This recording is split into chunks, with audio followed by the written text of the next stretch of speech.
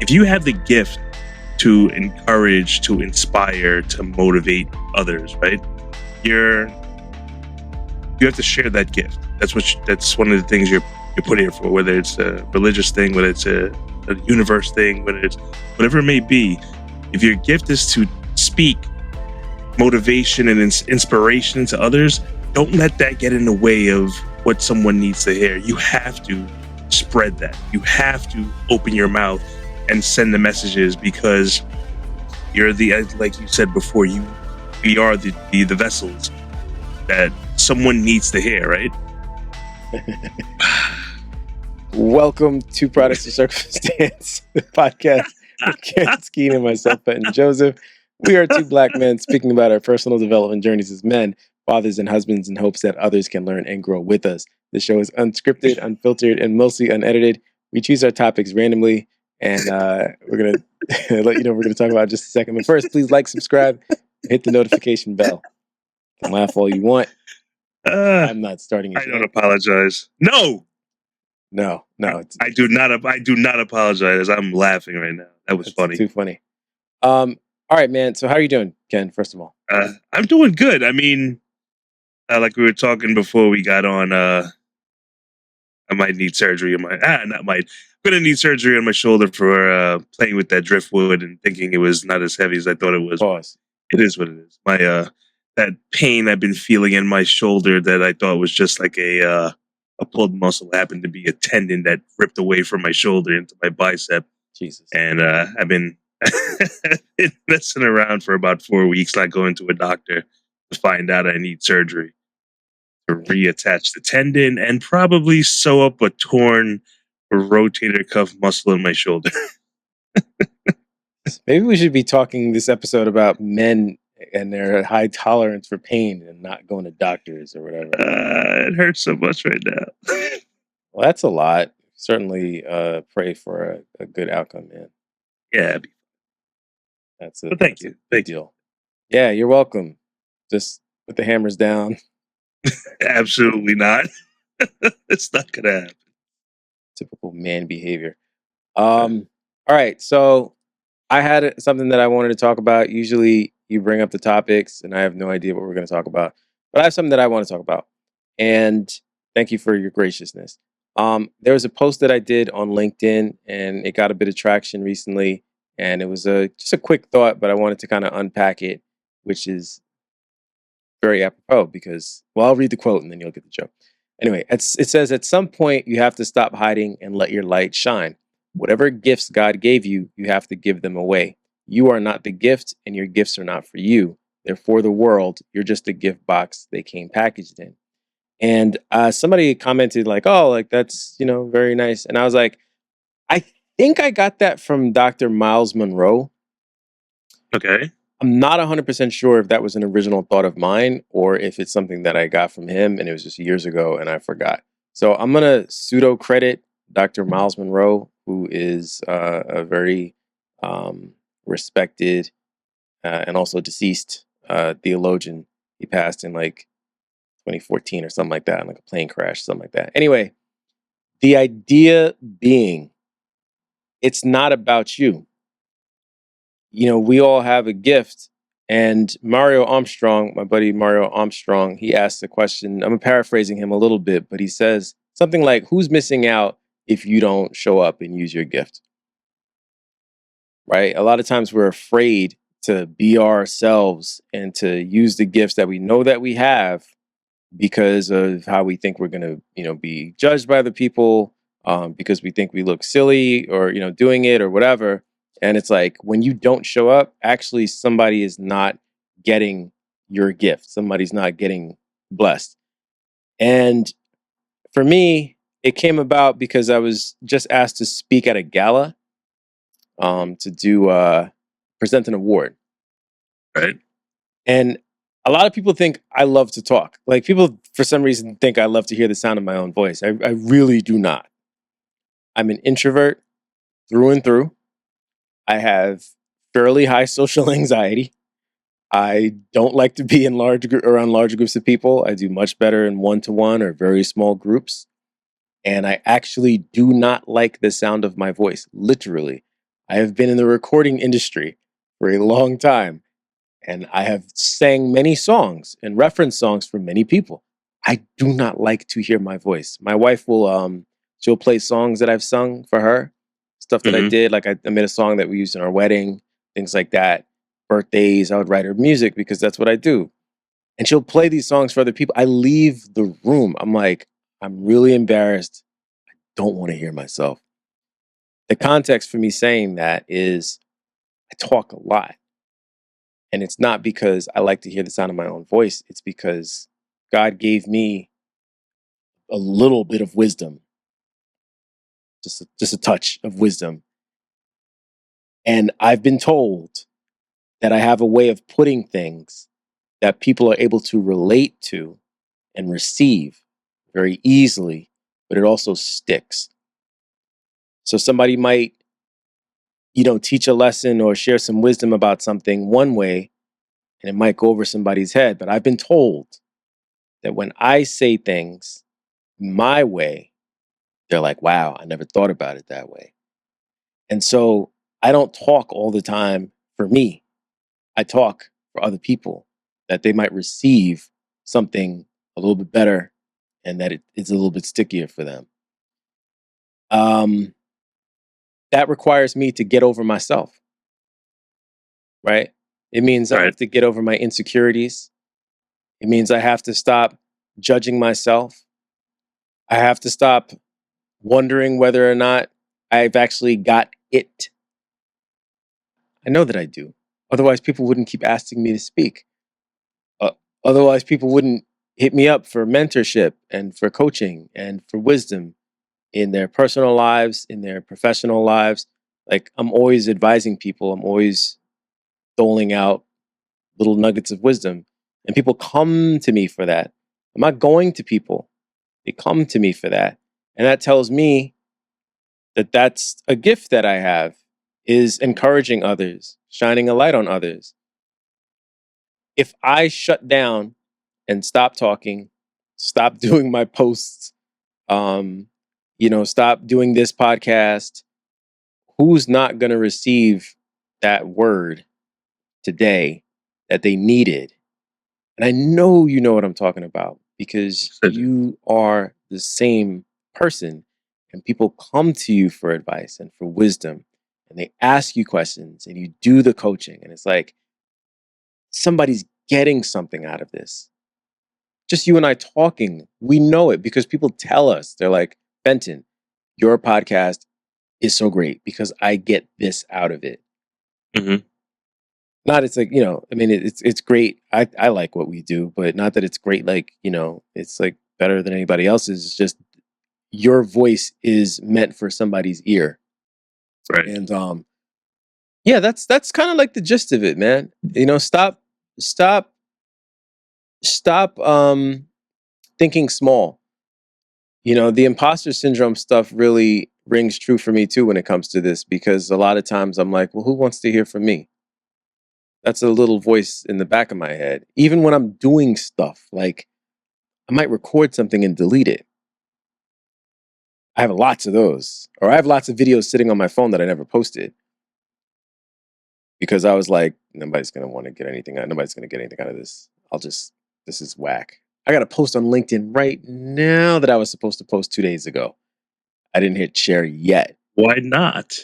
because I the little voice I comes in. I got something for you because you triggered something in my head. Go. So no, not it's gonna relate. So it was a quote that I'm gonna ad lib a little bit. Hopefully I got it right because I don't have it in front of me. I wasn't prepared because usually I have the topic in my phone, but it was don't let what you're don't let the message you're telling someone get in the way of what they need to hear.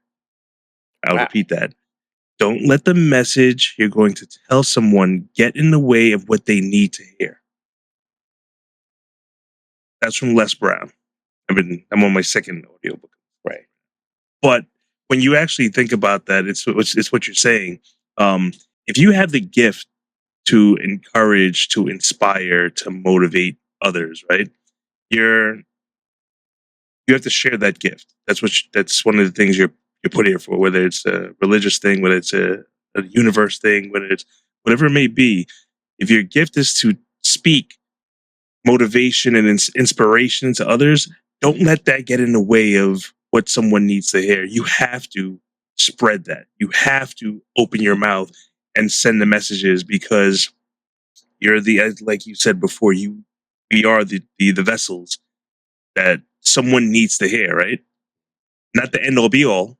Not I'm not saying we're end all be all, but like you said before, um, I've had people tell me, you know what, that one 30-second clip, then that half hour episode, that 1 minute, whatever it may be, really touched me. I needed to hear that today. I've had family members, friends, complete strange. I let more strangers than friends and family actually reach out to me in the DMs and messages from the post that say, really need to hear that today. Actually triggered something in my head to get started doing something, or to forget the past, or to forgive myself, or to get to talk to someone about my emotions, whatever it may be. A lot of strangers have definitely been hitting up my messages, or comments, saying thank you. Mhm.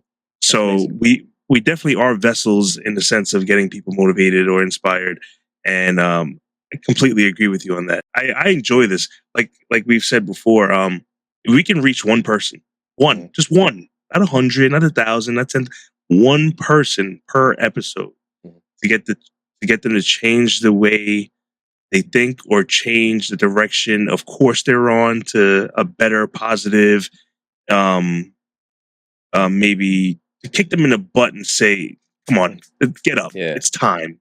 yeah, That's all we. That's it. That's all I need. One person. right. Give me one. Speaking of that, I think it's so much better that you do the clips and disseminate them online, because I would look at every clip and evaluate it and get in my own way and not post it. Wow. And what I love about when you do the social media is that you're just putting stuff out.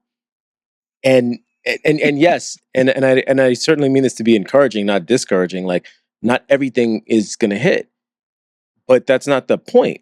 The point is, you don't know what's going to land with somebody. You know what I'm saying? Like, something might have. I just realized that my fan is on. I'm gonna have to like do some serious audio editing. Anyway, sorry. There may be a post that we do that has 2 likes, but those 2 people that liked it, like, they might have really needed that. You know what I'm Hmm. saying? And it might have really gotten them over the hump. Whereas a post that, maybe it gets like 100 likes or something, it's like, that's great. That's really nice. But like, I don't want to discount the one that I saw only got 2 likes either, because that one like might be changing somebody's life. And like I said, if we leave it up to me, and the stuff probably just wouldn't even get posted, man. So thank you for being indiscriminate. Bro, you know what? Sometimes I look for things that are, if it inspires me, like hearing myself, Right. yourself talking, I'm like, oh, I'm inspired with this. Let me share this. That's how I pick them. And there's other times in the day where I just want to kind of laugh. I come across something where it was like a joke, not even inside joke, just like a joke was told and we're laughing about it. And sometimes it was a post that you did on LinkedIn. I had posted a clip, and then you wrote a paragraph about, how it's nice that you don't mind that when I'm talking about a serious topic, you'll just throw like a Yeah, start like laughing. a jab in there, Yeah. and I don't mind that. But I find those clips and I keep them for, like, you know what, maybe someone needs a laugh right now, Yeah. Yeah. because it starts off as serious. And guess what? You can't take life that serious all the time. Sometimes you just gotta laugh and just let it out. Sometimes just let that laughter out, because it does help. It's very healthy. And I find those clips. I purposely put them up there because I think they're hilarious. I love Maybe it. those 1 or 2 people will find them hilarious as well. Yeah, no, it adds a nice bit of levity. And I think it's interesting because even though you can, sorry, from my point of view, it seems indiscriminate. I know that it's not, because you always post a little blurb with each clip that tells me that you not only like took the time to listen through what was being said, but it also did resonate with you, because you write some pretty, profound stuff. It's like, This isn't throwaway AI text, you know what I'm saying? Like that you're coming up with. Like this is like you actually thinking through it and being like this is how I feel. And it's extremely helpful. And that's one of your gifts, I think, is like being that you've lived the life that you've lived. You know, things do, I think, how do I say this? It's gonna roll off, your sleeves a bit, you know? Like you're not somebody that like latches onto every single thing that happens to you. And I think that you kind of go through the social media the same way. It's like you don't look at the imperfections and say, well, I can't post this. You look at it for what it is and you say, like, no, here's the good in this. And I can share this and it can still inspire somebody. And I think that's really great. That's just a different thing from me. And that's why it's, everybody's voice, right? Your thing is going to be helpful and useful. So don't hide it. Go ahead and let it out. See, I hope people are actually reading some of these things that I put, because I do put a little bit of thought into those 3 to sometimes 5 sentences in that paragraph or description, sorry, of each post. And I don't know if everyone's reading it to understand.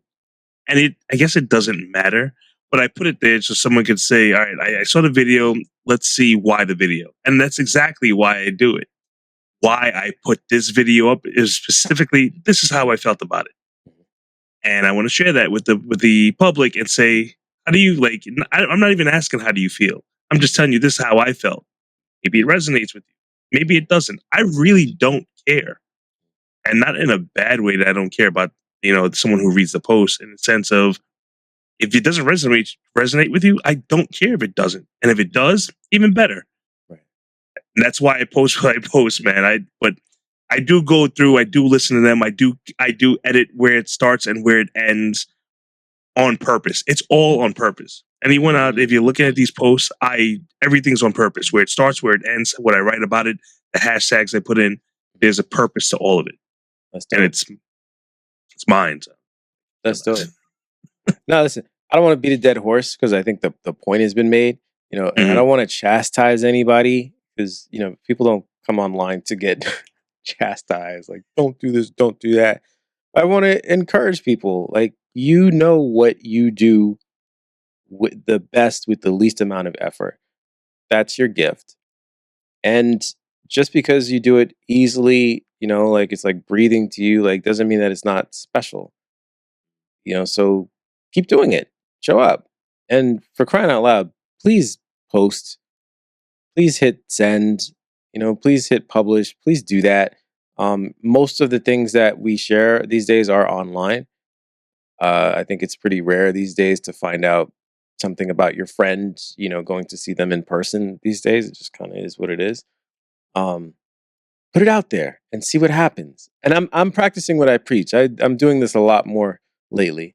I'm posting a lot of stuff that I may not even like. I don't think it's perfect. I don't think it's finished, but I'm trying to get out of my own way and just receive and be led by the acknowledgement that other people give me that what I'm doing is of value to them. And like it would be kind of it's really hard to grow community, right?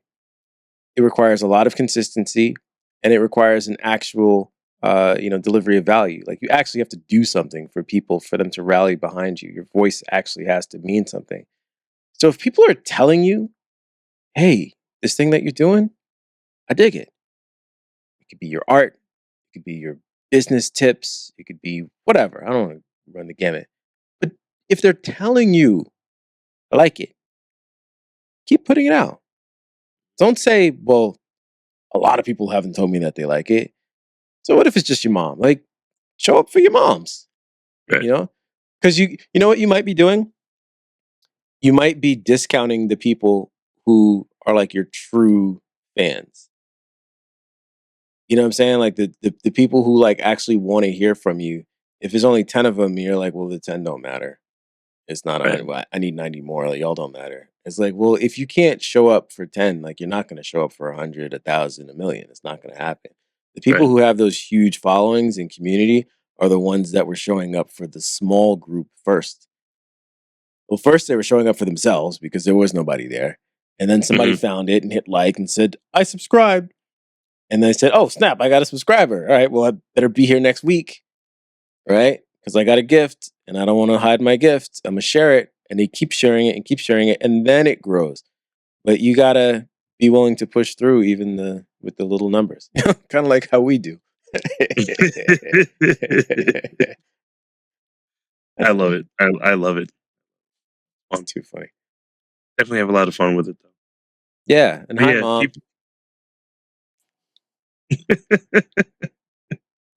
My mother-in-law. uh, I don't know if she watches anymore. I don't know if my She I retired from know getting for involved. sure that my parents don't watch. I don't think I don't think they have the patience to go through a half-hour episode. Yeah, I yeah. don't know. Actually, I don't know if my mom knows how to use YouTube. Let me say that first. Okay. Neither my dad. Yeah. Kids in the Bronx don't know what a computer is, so that's a They're both thing. out. But yeah, people really need to just get out their way, and it's easier said than done. It's pretty easy actually. Just put the work in. No one wants to put the work in anymore. And who cares? Like you said, who cares if one person is watching? Who cares? Show up for that one. We need to tell them that.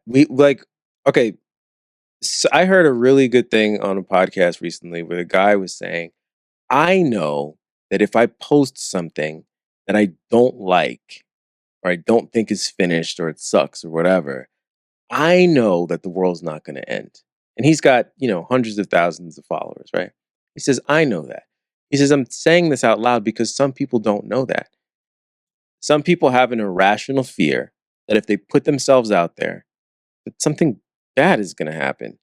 And they don't know what it is. And my best guess is that it has to do something with the lizard brain, fight or flight and freeze thing. Right, It's right, like, right. well, there's danger. And so my brain is telling me danger, danger. So I'm going to just slow up and be cautious. And it's like, the reality is literally nothing's going to happen. You probably don't even have enough people watching your stuff for somebody to say something bad about you. And if they did, Oh my gosh. cares? Oh my gosh. It's like, Who it's like they're gonna come through cares? the screen and like punch you in your face. You suck. Like nothing's gonna happen. You're gonna be okay. You probably dealt with worse in kindergarten from like mean kids. You're gonna be fine. And so not to make all the way like jokes about it, but you have permission now from people who put stuff out that we don't always think is perfect, but we do believe in it and we believe in our voices and we think that it'll resonate and help somebody. You can do the same. Go ahead. Put it in the comment section.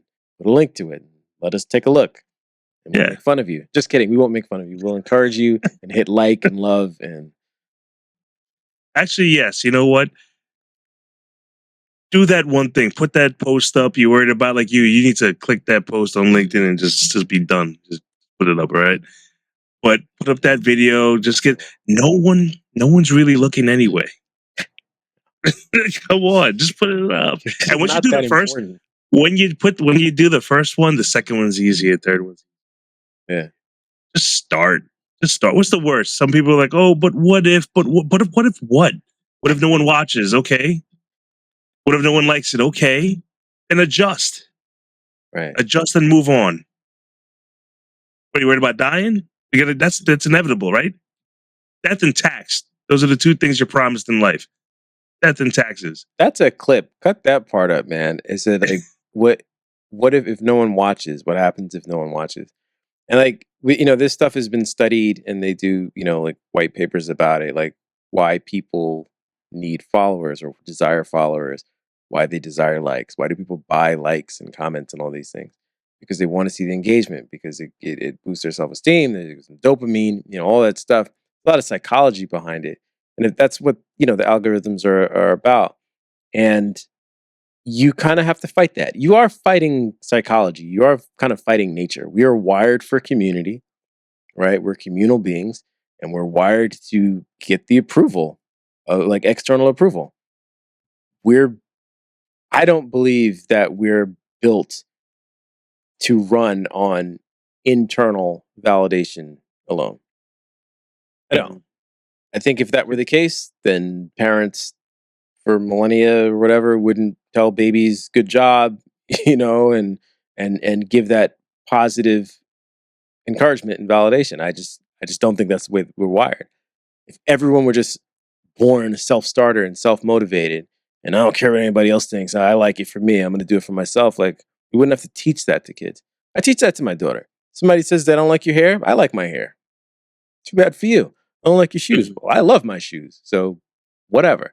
I have to teach her that. It's not how we're wired. So Yeah, but we also, as parents, I'm not saying you and I, but as parents in a whole, right? We also tell our children, no, it can't be done. Don't try that. And that, I feel, puts don't. kids in a box as well. I didn't say me and you. Sorry. I'm saying there's parents that they would tell their children, no, that can't be done. Wow. No, Really? that can't be done. Why would you do that? It can't be done. It can't be. Come on, Put stop. them in jail. Stop it. Bro. Yeah, but it happens a lot though. No, you shouldn't do that. Don't jump that high. Don't do this. You don't go for that major. Go to school for this. You have parents that put their children in this box because they're in a box of fear, right? So you have parents in a box of fear that put fear in their children that something can't be done, shouldn't be done, you won't succeed, and they don't understand that they're actually harming their child and putting them in the box. It was just what the scientist that did the thing with the ticks. You ever heard about that? Yeah. So you know, ticks can jump like 100 times their height. Mhm.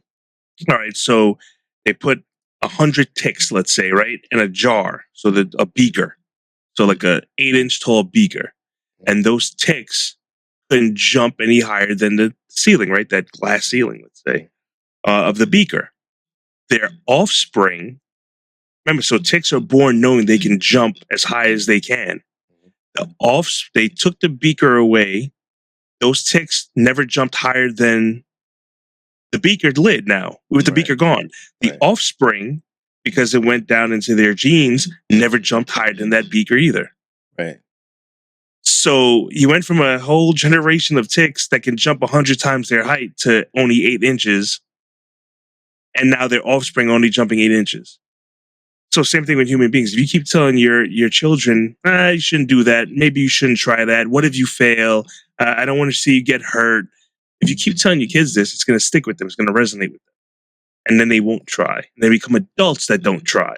Then you become old in your deathbed with a lot of regret of, why didn't I try? Why didn't I post that thing on LinkedIn? Why didn't I put that video out? Why didn't I go for the career I really wanted to? Why didn't I travel? Why? So you have parents that I don't think intentionally, but you do have parents out there that really confine the minds of their children based on their own fears. Put them in jail. They should be in jail. Nah, not necessarily, man. You have Probably. these are people that have fear themselves, and they put the fear in their children. Hopefully the child is around outside influences that says, my parents are wrong in that.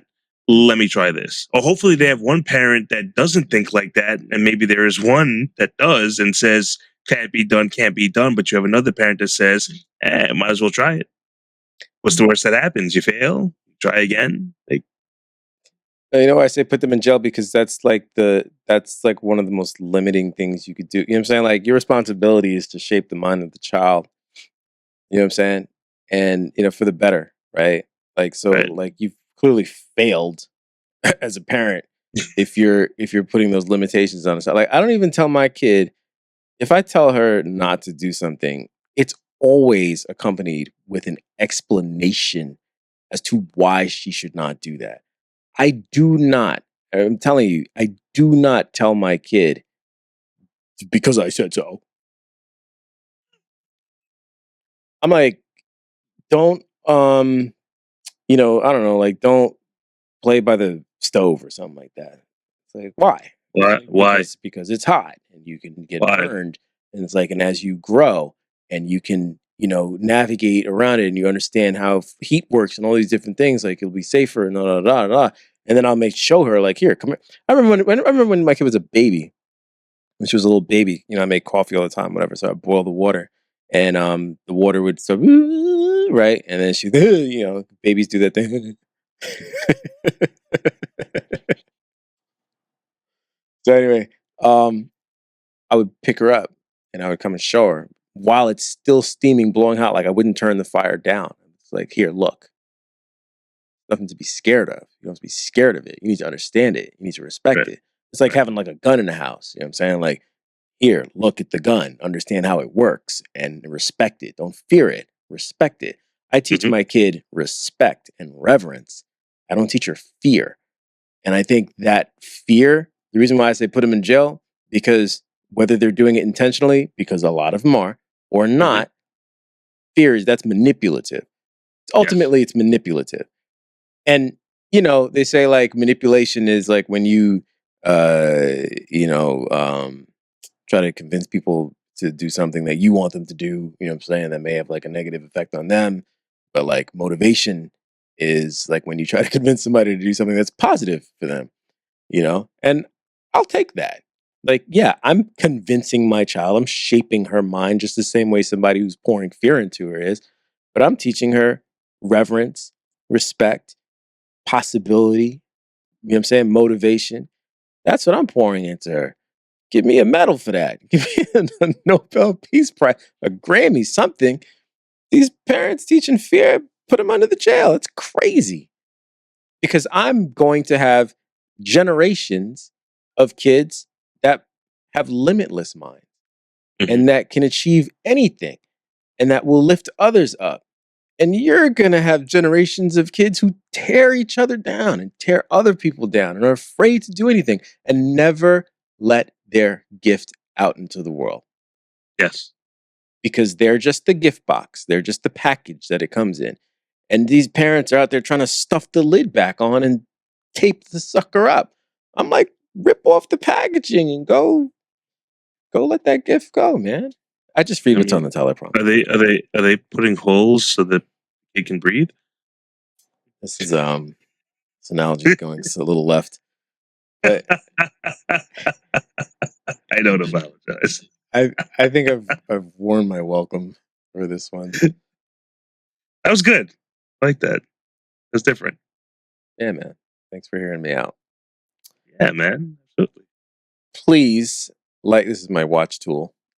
Please subscribe. It's hanging out on my desk. And share this with somebody. Lion King. We don't go to that part of the jungle. Where it's dark. Please subscribe, and share with somebody on their personal development journey. And we'll see you next week. Thanks.